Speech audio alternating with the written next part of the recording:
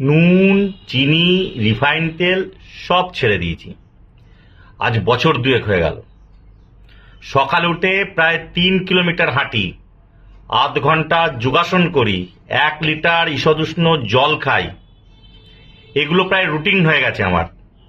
চা, কফি, মদ, বিড়ি, সিগারেট সব ত্যাগ করেছি, অনেক দিন হয়ে গেছে। শুধু সবুজ সবজি, তাজা ফল আর এই ভুট্টার রুটি ভাজা মাখন দিয়ে একটু খাই, আর সারাদিনে প্রায় 3 লিটার জল। বিকেলবেলা 1 গ্লাস ছাঁচ, সাথে ড্রাই ফ্রুট, সিজনাল ফ্রেশ ফল, যখন যা পাই খাই। সব রকম খারাপ জিনিস খাওয়া একদম ছেড়ে দিয়েছি। অ্যালকোহল একবারই বন্ধ। সব বাজে অভ্যাস বন্ধ হয়ে গেছে। এখন যে করেই হোক এই মিথ্যে কথা বলার অভ্যাসটা ছাড়তে পারলেই সব হয়ে যাবে।